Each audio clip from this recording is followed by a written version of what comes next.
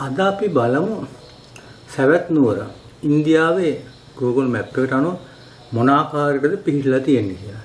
මේ තමයි සවැත් නුවර ඉන්දියාවේ පිහිටපු ආකාරය. ඔබට පේනවා. සවැත් නුවර කියන්නේ සාවස්තිය. වෙන සාවස්තිය. ඒ සාවස්තිය පිහිටපු ආකාරය ගත්තයින් පස්සේ අද අපි විශේෂයෙන් හෙළිදරව් කරන්න බලාපොරොත්තු වෙන්නේ සාවස්තියට. සවැත් නුවරට මොන පැත්තෙන්ද ජේතවනාරාමයේ පිහිටලා තියෙන්නේ කියලා. දැන් ඔබට පේනවනේ මේ සවැත් නුවර මෙන්න මේ ජේතවනාරාමය. ඒක සාවස්තියට උතුරු පැත්තෙන් තමයි ජේතවනාරාමයේ පිහිටලා තියෙන්නේ. එතකොට සාවස්තියට නැත්තම් සවැත් නුවරට ඔබට පේනවා මෙන්න මෙතන අඟුලිමාල සෑය ඊශාන දිග පැත්තෙන් තමයි පිහිටලා තියෙන්නේ. එතකොට මේක ගත්තයින් පස්සේ මේ පැහැදිලි කිරීමේදී ලංකාවේ බෝමැඩ විස්තරයට අනුවත් ලංකාවේ සියලුම පොත්පත්වල සහ ත්‍රිපිටක සූත්‍රවලට අනුව සවැත් නුවර පිහිටන්නේ ගිනිකොන දිසාවෙන්. ඒ වගේම සවැත් නුවරට දකුණු පැත්තෙන් තමයි මේ ජේතවනාරාමයේ පිහිටන්නේ. දැන් මේ ජේතවනාරාමයේ පිහිටලා තියෙන්නේ සවැත් නුවරට උතුරු පැත්තෙන්. ඒ කියන්නේ සවැත් නුවරට සාවස්තිය මෙතන නම් සාවස්තිය මෙහෙනම් මෙන්න මේ පැත්තේ තමයි ජේතවනාරාමයේ පිහිටිය යුත්තේ. අඟුලිමාල සෑය සවැත් නුවරට නැගෙනහිර පැත්තේ මේ පැත්තේ තමයි පිහිටිය යුත්තේ. නමුත් මේ අඟුලිමාල සෑය ඊශාන පැත්තෙන් තමයි පිහිටලා තියෙන්නේ. ඔබට දැන් පේන මේ තමයි ජේතවනාරාමය. මේ ක්ලික් කරාන් පස්සේ ජේතවනාරාමය අපිට පෙන්වනවා. ඔය ආකාරයට ජේතවනාරාමය පෙන්වනවා. මේ සම්පූර්ණ මේ ජේතවනාරාමය Google Map එකේ ඔය ආකාරයට තමයි පෙන්වන්නේ. ඒ වගේම මේකේ අඟුලිමාල සෑය තියෙන්නේ. අඟුලිමාල සෑය මේ ක්ලික් කරාන් පස්සේ මේ අඟුලිමාල සෑය ඔය ආකාරයට පෙන්වනවා. මේ අනුව ගත්තයින් පස්සේ මේ ඉන්දියන් සිටියේ මේ සවැත් නුවර සහ ජේතවනාරාම පිහිටීම සම්පූර්ණ වැරදි බව තමයි ඔබට දැන් තේරුම් ගන්න පුළුවන්, අවබෝධය ලබා ගන්න පුළුවන්. නිවැරදිව මේ සවැත් නුවර පිහිටියේ කොහෙද, ජේතවනාරාමයේ පිහිටියේ කොහෙද කියලා තමයි අපේ ලංකාවේ මේ මැප් එකට අනුව ලංකාවේ සිටියට අනුව ගැලපීමේදී නිවැරදිව ජේතවනාරාමයේ පිහිටපු ස්ථාන අපිට සොයා ගැනීම හැකියාව. ඉන්දියාවේ වන්දනා නඩ නැත්නම් ඉන්දියාවේ දඹදිව චාරිකා කියලා එකගෙන යන අය ඔබට පෙන්වන්නේ ඔන්න ඔය ව්‍යාජ ජේතවනාරාමයේ තමයි බුදුන් වහන්සේ අවුරුදු 20ක් විතර වැඩ සිටියා කියලා. ඉතින් ওই ස්ථානය වලට ගියන් පස්සේ තමයි ඔබට දකින්න පුළුවන්කම තියෙන්නේ ඔය ගැඩොල් වලින් නිර්මාණය කරපු අඩි 4ක් විතර පළල තාප්ප විදියට ඒ වගේම අඩි 4ක් විතර උසට ගැඩොලින් තමයි ඔය නිර්මාණය කරලා තියෙන්නේ. ඉතින් ওই කියන කාලේ ගත්තන් පස්සේ ක්‍රිස්තු පූර්ව 6 වෙනි සියවසේ 5 වෙනි සියවසේ 6 7 වෙනි 8 වෙනි සියවස්වල ගැඩොල් ලෝකේ නිර්මාණය වෙලා නැහැ. ගැඩොල් වලින් ඉදිකිරීම සිදු වෙලා නැහැ. ඒ කාලේ වකවානු ගත්තන් පස්සේ ඔබට හොඳට පේන පැහැදිලිව පිරිසිදුව හොන්නව තමයි හදලා තියෙන්නේ මිනිස්සු මුලා කරන රවට්ටන්න. ඉතින් ওই ව්‍යාජ ජේතවනාරාමයේ ඕවට කියන්නේ සිහි වටන කියලා. එහෙම නැත්නම් ancient Mount Human කියන්නේ සිහි වටන. නමුත් බුදුන් වහන්සේ වැඩ සිටිය ස්ථාන වශයෙන් ගත්තයින් පස්සේ ඒවා සිහි වටන නෙවෙයි. ඒවා නටඹුන් ancient ruins නැත්නම් ඒවා දකින්න පුළුවන්කම තියෙන අපේ හෙළබිම තුන පමණයි. හෙළබිම තුල ඒවා අපිට දකින්න පුළුවන්කම තියෙනවා. ඉන්දියාව ගියාම ඔන්න ඔය ව්‍යාජ ගැඩොල් ගොඩවල් ටික මධ්‍යම ඉන්දියාවේ ඔබට දැක පුදා ගන්න නැත්නම් දැක බලා ගන්න පුළුවන්කම තියෙනවා. ඔය ගැඩොල් වලින් හදපු ලොකු තාප්ප තමයි තියෙන්නේ.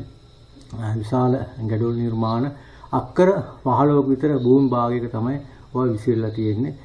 බුදුන් වහන්සේ පිරිනම් පාල අවුරුදු 300කට පස්සේ තමයි බුදුන් වහන්සේ කෙරෙහි ශ්‍රද්ධාවේ භක්තියෙන් ඉන්දියන් වේ ඔය අශෝක අධිරාජයා ඔය නිර්මාණය කරන්න ඇති.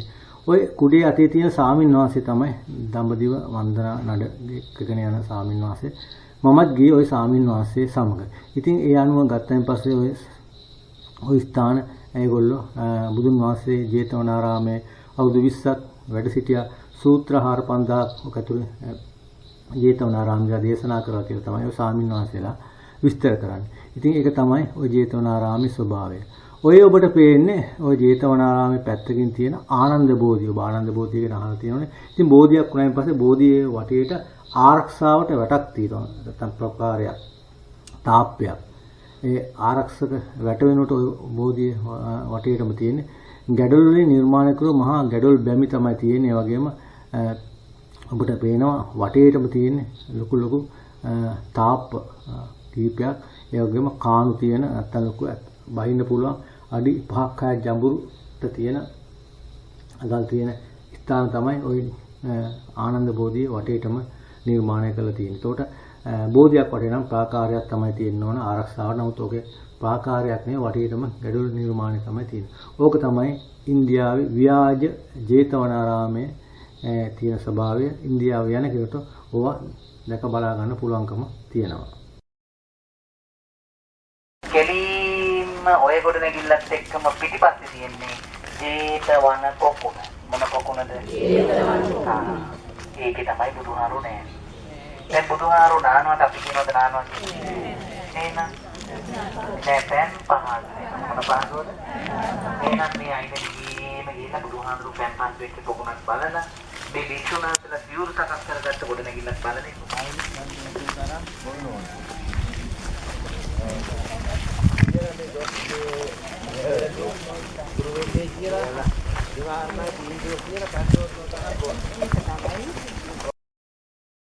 බුදුරජාණන් වහන්සේ පෑන් පහසු කරපු පොකුණ.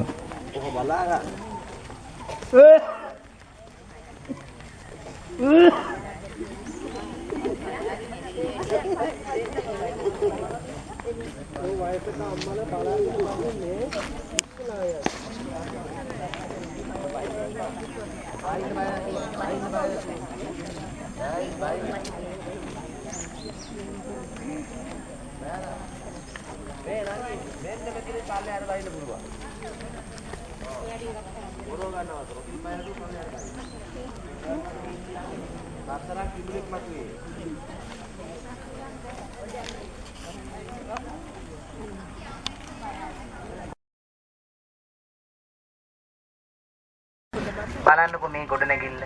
මේකේ නම කරේරු කුටිය. මොන කුටියද? කරේරු කුටිය. කරේරු නේ. කරේරු කුටිය. කයන්න රේ යන්න රෝ යන්න කරේරු කුටිය. බලන්න මේ කරේරු කුටිය ඇතුලේ වටේට පොඩි කාමර තියෙනවා. පේනව නේද? ඉතින් හාමුදුරුවෝ ගොඩක් මේකේ වැඩ ඉඳලා තියෙනවා. ඉතින් අපේ බුදුරජාණන් වහන්සේත් මේ කුටියට වැඩම කරලා තියෙනවා. වැඩම කළා අපේ බුදුහාඳුරෝ මේ කුටිය ඇතුලේ තමයි ඔය හාමුදුරුවන්ට මහාපදාන සූත්‍රය ඇතුළු දිග සූත්‍ර දේශනා කළා තියෙන්නේ. මොන සූත්‍රයේද? මහාපදාන සූත්‍රය ඇතුළු දිග සූත්‍ර. ඔය දිග සූත්‍ර තියෙන පොත මොකක්ද? දීඝ නිකාය. මොන නිකායද? මොන මණ්ඩපයේද? ධම්සභාවයි. කවුද බණ කිව්වේ දන්නවද? බුදුරජාණන් වහන්සේ. උන්වහන්සේ ඉඳගෙන බණ කියපු තැන තමයි මේ මැද තියෙන ස්ටේජ් එක වගේ. අර රත්තරන් පාට ගාලා තියෙන්නේ.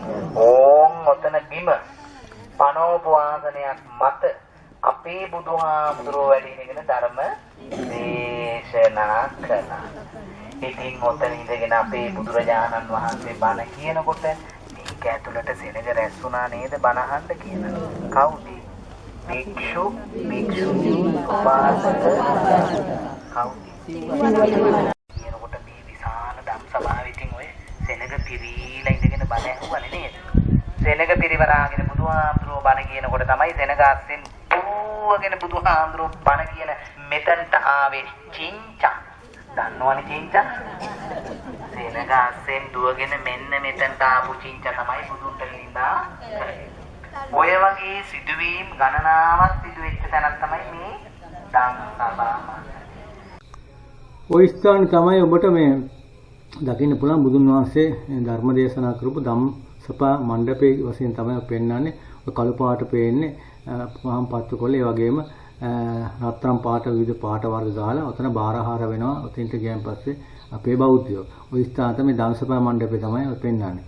ඉතින් ඔය වටේටම තියෙනකොට කුඩා කාමර තමයි ඔබට දකින්න පුළුවන්කම තියෙන්නේ. ඒක ඕවා තමයි ඉන්දියාවේ ගිහිල්ලා ඔබ ඔය දඹදිව වන්දනා කරනවා කියලා බුදුන් වහන්සේගේ ජේතවනාරාමයට යනවා කියලා ඕවා තමයි ඔබ බලන්න පුළුවන්කම තියෙන්නේ. ඉතින් ওই ස්ථානේ ඔතනදී ඔය ධම්සභා මණ්ඩපයේදී ඔය ස්වාමීන් වහන්සේලා විසින් විස්තර කළා වන්දනා කරනවා. ඉතින් ඔය වන්දනා කරන අවස්ථාවේදී මමත් ඔය සහභාගී වෙන අවස්ථාවක් තමයි ඔබට පේන්නේ. ඉතින් ඔතනදිත් පෙන්වන්නේ මේ දානසභා මණ්ඩපයේ ස්වභාවය තමයි පැහැදිලි කරේ.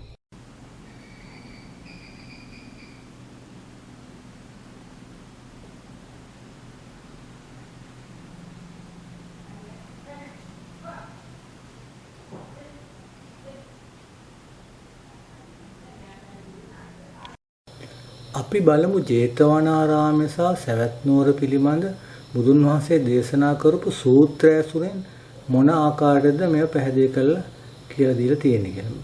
දැන් බලමු චූල තණ්හා සංකය සූත්‍ර වර්ණාවය. මේකෙන් ජේතවනාරාමය ගැන කොහොමද කියලා තියෙන නැත්නම් පූර්වාරාමය ගැන කොහොමද කියලා තියෙන කියලා බලමු. පොඩ්ඩක් පල්ලෙහාට යන ගමට අපිට මේක තේරුම් ගන්න පුළුවන්. මේකේ ජේතවනාරාමය මොන ආකාරයකද තියෙන්නේ. මේ තියෙන්නේ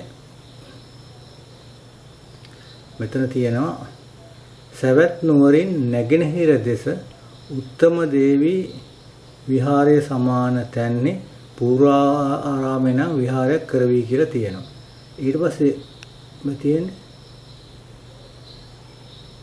සවැත් නුවරින් දකුණු දෙස අනුරාධපුරයේ මහා විහාරයට සමාන තැන්හි ජේතවන නම් මහා විහාරයක් කරවිය විසාකාතමෝ සවැත් නුවරින් නැගෙනහිර දෙස උත්තමා දේවී විහාරය සමාන තැන්හි පූර්වාරාමේ නම් විහාරයක් කරවි කියලා තියෙනවා. ඒතර මෙතන තියෙනවා සවැත් නුවරින් දකුණු දෙස අනුරාධපුරයේ මහා විහාරයට සමාන තැන්හි ජේතවන මේ තියෙන්නේ ජේතවන නම් මහා විහාරය කරේ. ඒතර සවැත් නුවරින් දකුණු පැත්තේ තමයි ජේතවනාරාමය තියෙන්නේ. සවැත් නුවරින් නැගෙනහිර පැත්තේ තමයි පූර්වාරාමයේ තියෙනවා. ඒ මේ දෙකම ළඟ ළඟ තිබිය යුතුයි. යනු ගත්තයින් පස්සේ මේක මේ සූත්‍ර වර්ණාවේ ඒ ආකාරය.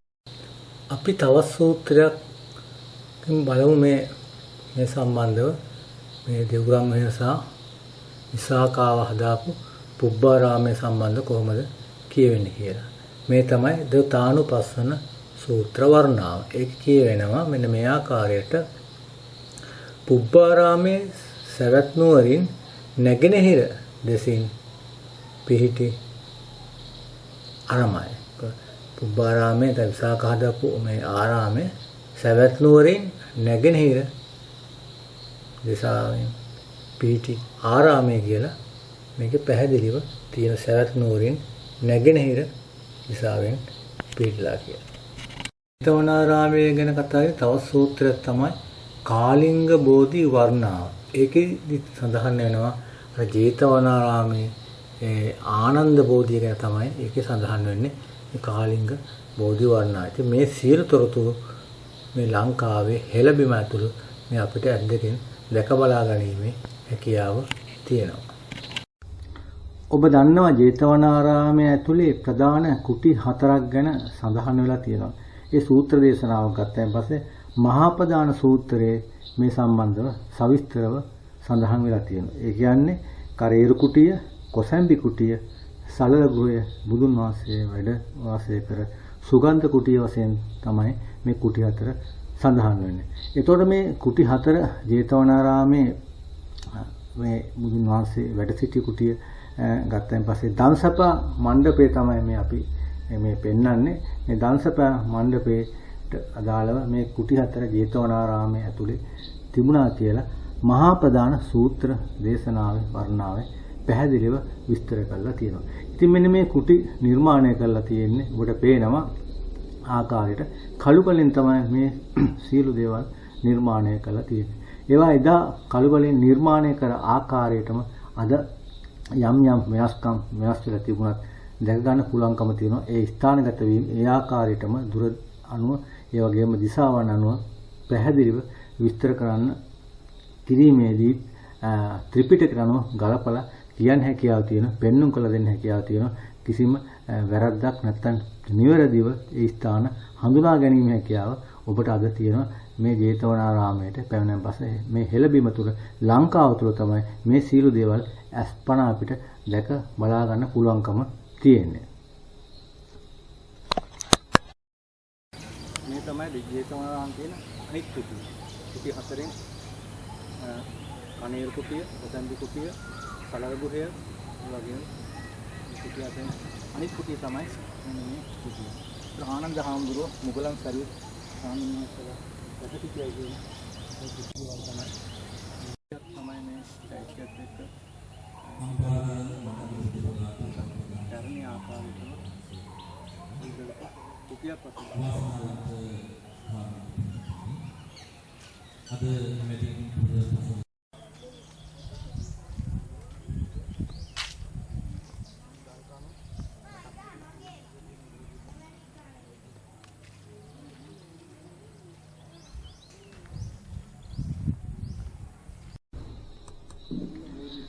මේක තමයි ආනන්ද බෝධිය. මේ ආනන්ද බෝධිය දෙපැත්ත වෙන පාර තමයි මේ දෙපැත්තෙන් පෙන්වන්නේ.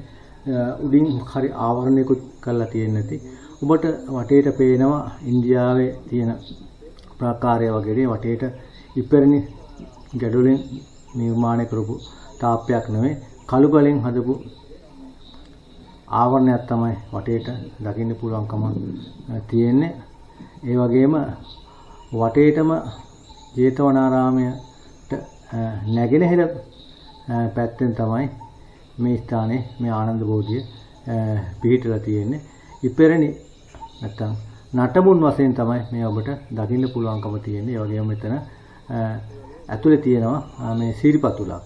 සිරිපතුල දකින්න පුළුවන්. ඉතින් මේ ආනන්ද බෝධියට අයිති සියලුම දේවල් ඉතිහාසයට ගැලපෙන සියලු දේවල් මෙතන ඔබට දැක පුදා ගන්න නැත්නම් දැක බලා ගන්න පුළුවන්කම තියෙනවා. ওই පැත්තේ තියෙන්නේ ওই සිරිපතුල තමයි ওই පේන්න තියෙන්නේ. මේක තමයි පූජනීය වස්තුවක් වශයෙන් වඳින එදා මුලින්ම ඇඳ කිව්ව සිරිපතුල තමයි ඔය දකින්න පුළුවන්කම තියෙන්නේ. දැන් අපි ඇවිල්ලා ඉන්නේ සුවිශේෂ ස්ථානයක්.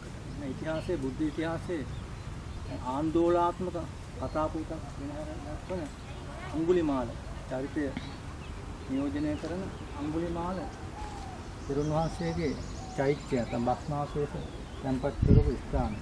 මේ ස්ථානේ උඩ පේන පැරණිම ගල් වලින් හදලා තියෙන මෙන්න මෙතන තමයි අඟුලිමාල ශා බුදුන් වහන්සේ ඒ කතිකාව ඇති වෙච්ච ස්ථාන. එන ඔබ දන්නවා බුදුන් වහන්සේ අඟුලිමාලට කියනවා අතර වෙන්න කියලා. අඟුලිමාල බුදුන් වහන්සේට කියනවා මම නතර වෙලා බුදුන් වහන්සේ කියනවා මම නතර වෙලා කියලා. අන්නේ කතිකාව ඇති වුණු ස්ථාන තමයි සිහිවටනයක් වශයෙන් ඒකන් තමයි එදා පීතේ එයයි මේ ස්ථානයේ විශාල චෛත්‍යයක්. මේක ලොකු චෛත්‍යයක් තමයි මේක වැඩි විශාල චෛත්‍යයක් තමයි. පසු කාලේ ගල් එකතු කරලා උඩා චෛත්‍යයක් වගේ අපිට පේනවා පැරණිම කළු ගල් වලින් තමයි චෛත්‍යය නිර්මාණය වෙලා තියෙන්නේ. මේ චෛත්‍යය